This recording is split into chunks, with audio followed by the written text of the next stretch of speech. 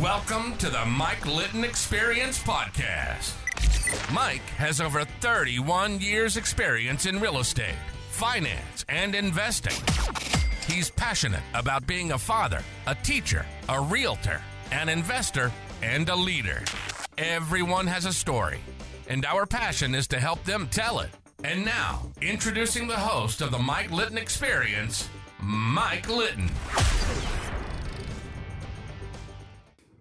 So what can you expect from the Mike Litton Experience? You can expect stories that will inspire, motivate, advice that will sharpen your focus, and expert information on real estate, finance, and market conditions. Dane White, Mayor of Escondido. Yes, sir. Thanks for doing this, man. Absolutely. It's great to have you on the Mike Litton Experience. So we just talked a minute ago about kind of what we do. We believe that everybody has a story, and we believe, and our passion is to help them tell it. And the idea behind it is your story is unique, just like everybody else's is. And there are going to be people out there that are going to hear your story and they're going to be inspired and motivated. And that's what we're all about. We're all about inspiring and motivating people. And it doesn't matter whether they're a parent, whether they're the mayor of Escondido, whether they're the president of the United States. It doesn't matter. There's something about your story people will connect with and it'll inspire and motivate them. So if, with your permission, what we're going to do is we're going to start with the very beginning. Where were you born?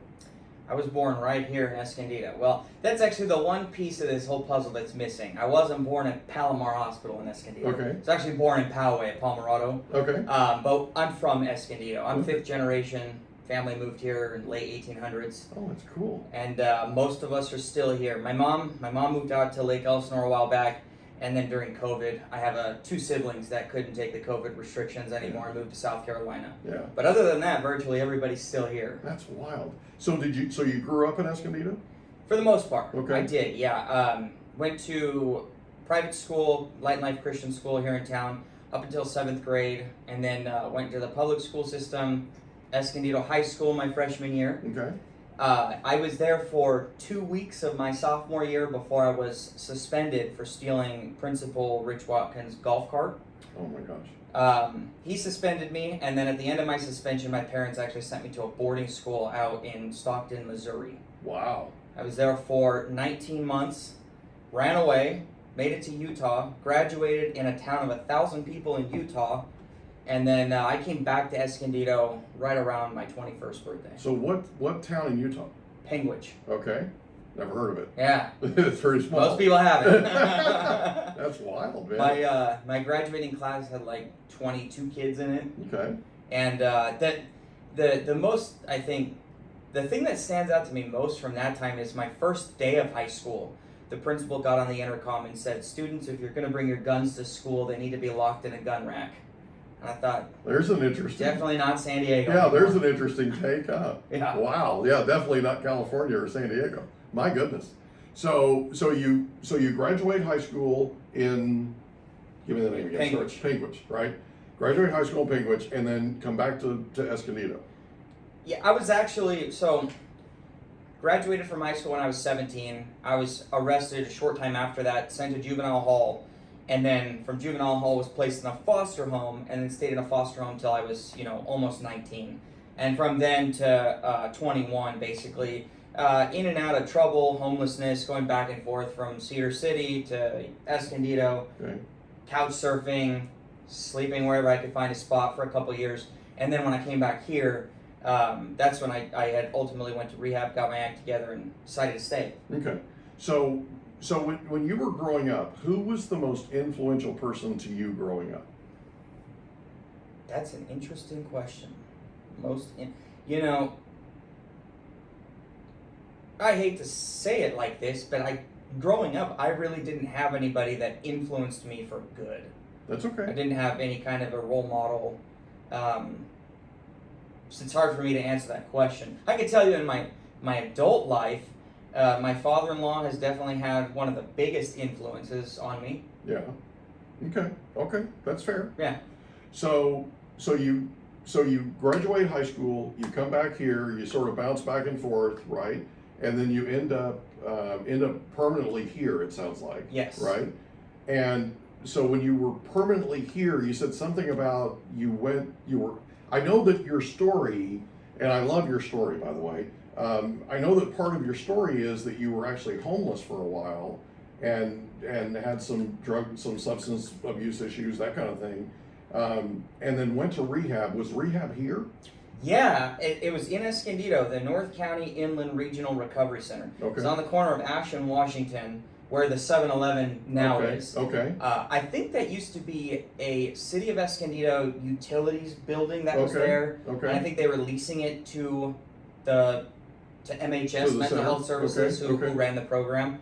But yeah, it was a 6-month outpatient program, so I'd go to work for part of the day, and then I'd head there afterwards and spend the rest of the day there, every day. Okay. So how did you come about going there? So what led up to that decision? Yeah, so about 3, 4, 5 months before I went in, I was living in Utah. I had gotten into trouble again, and this time the judge was like, I've seen you in here enough times that you've got a problem and you need to go to rehab. So they told me to go find a 6-month program. I had a certain number of days to check in. But to me, I wasn't ready, and I didn't need help. So my thought process was, I will just go back to California and never come back to the state of Utah. And, okay. Yeah. That'll cure it. Yeah. Yeah, exactly. So interesting thought process. That's what I did. I was Okay. like, all right, I'll just head back home. Go back home, and then that New Year's Eve, I went to a party, ended up having one of the most memorable experiences of my life, getting home, knowing I've overdosed, being in the most horrendous stomach pains I'd ever been through, and ultimately realized at that point, there's a problem. I need to get help, and I Googled outpatient rehabs, and that was the first one to pop up. So the following week, I went in. So you kind of just hit rock bottom, I guess, as people sometimes call it. I had been scraping the bottom for quite some time, and I think that was just. That night I realized if I don't die tonight, I'm gonna die soon. Right. So time to make a change. Yeah, scared me. Yep, sounds like it. So you end up going into rehab. Tell us about that. What did you learn? What came of that? When I went into that, I didn't have any intentions of actually putting in the work. Okay. I was kind of doing it because I was ordered to. I knew it'd be good for me. I had that experience. I was willing to at least take the first step. But getting in there was interesting. It was interesting to sit there with, 15 or 20 other people every day who are in a similar situation as you are and listen to all their stories. And you start to compare, I don't have it as bad as that person. I've got it way worse than this person. Ultimately, along the way, though, I made the decision to take it serious. And it wasn't really anything that they taught me because they weren't telling me anything that I didn't already know. But I think what really changed for me was 3 months into it, I quit smoking cigarettes, quit smoking weed, quit doing drugs, quit drinking. I didn't do anything. Okay. I didn't call any of my old buddies. I took it very serious. 3 months into it, I'm sober, but I'm more miserable than I've ever been. Now I have no friends. Wow. Now I have no life. And at the time, because I was willing to get help, my mom was willing to let me have a futon in her garage. And I remember coming home one day being like, look, I gave it my best shot. 3 months into this, and I'm no better off than I was. And she gave me some advice and said, just pray about it and be specific about what you want and go from there. So that night I prayed and said something to the effect of, I want, there's a list of demands. I want new friends. I want friends that will ride bikes with me. I'm a big motocross guy, was back then anyways, and big mountain bike guy. And then I wanted a new girlfriend. Okay. Within 30 days, I had everything I asked for, like to the T. Whoa. There's more. There's a lesson here. There's more to the story, but ultimately, I ended up in one of the Mormon churches in Escondido, and my second Sunday there, a young guy invited me over to his house for a Sunday afternoon movie party. Okay. And I get to his apartment, and it's covered in motocross posters. Oh my gosh. And I'm like, this is strange, Kind of cool though. It's a group of five men and women We all became best friends instantly, and they introduced me to the woman who is now my wife. Wow. It was wild. But That like is within 30 days, just everything I asked for. one thing after another, the dominoes fell and it all came together. Yeah. And that's why, that's why I talk about my father-in-law being the biggest influence. I knew him before I knew my wife for a couple of months. And he's the one that really took me under his wing and gave me a shot. That when I met him, I had nothing. I was in rehab and I had nothing besides debt and trouble. How'd you meet him? Yes, his daughter was at that movie party, and we got to talking about mountain biking, and she told her dad, she had met me, and this guy wants to ride bikes, and he just started inviting me every Saturday. Really? Yeah, he'd come pick me up, gave me a mountain bike to use, and took me with him. That's amazing. Yeah. How cool is that? Okay, so you said...